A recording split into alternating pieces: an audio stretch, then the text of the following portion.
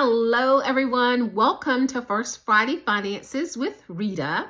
And what I want to talk to you about this month is an article that I read that was published by Cambridge Research in 2023. And it talked about the top 5 concerns or 5 fears that women has as it relates to money or their personal finances. And the first one is women have a tendency to feel that they may not be taken seriously. Generally, in the financial services industry, particularly as it relates to advisors, they are male counterparts. Well, one solution to that would be to talk with meet with a female financial professional like myself, okay? Number 2, the other concern that they have is that they feel that they may outlive their money. They feel that they will not have enough money to last them the rest of their days. And we can support you, or I can support you with that as well. There's something that is termed a personal pension that can actually be put in place to ensure that your monies will last you the rest of your days.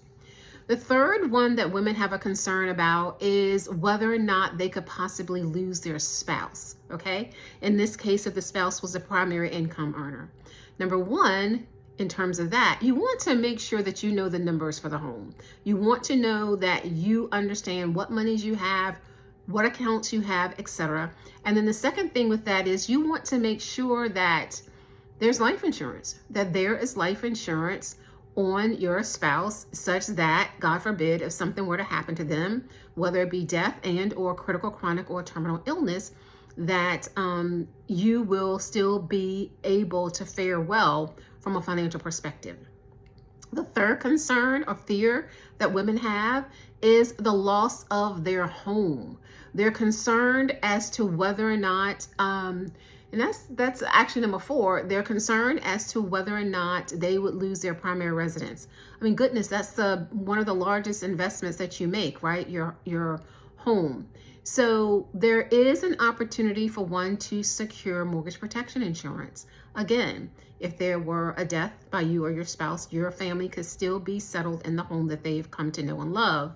If there were a critical, chronic, or terminal illness, then a life insurance policy with living benefits could support you in that capacity as well. And most of you have heard me talk about that. If not, reach out to me and I'll explain it even more.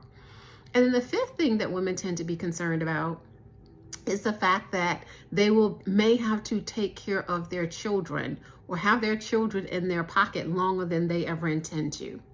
Well, one is set boundaries, okay? That's important. The other is have the conversation with your kids as they continue to, mature into adults and how important money is and for them to ensure that they can manage it effectively.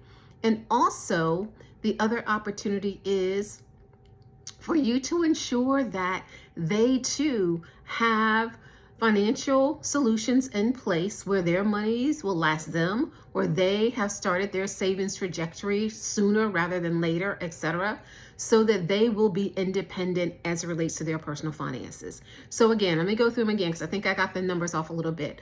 Top 5 fears that women have. 1, they feel like they won't be taken seriously if they go talk to a male financial advisor. Number 2, they're concerned about whether or not they would possibly outlive their money. That, again, you can put in place personal pensions and safe money solutions to ensure that your money will last you the rest of your days. 3, they're concerned or have fear about whether or not they will lose their spouse or primary breadwinner in the home. 4, concern about whether or not they could possibly lose their home and if they would have to be, relocated, et cetera, as a result of losing their home. And then number 5, whether or not their children will remain in their pockets longer than they intend to. Now, with all of this, what I recommend is that you just consider having a conversation with a financial professional like myself. I'm going to leave my contact information in the comments so that you can schedule an appointment with me. There's no cost to have a conversation. I'd be glad to have a conversation with you about any concerns that you may have around funds, okay? Thank you so much again for following me and listening in to this particular segment. Until next time, blessings.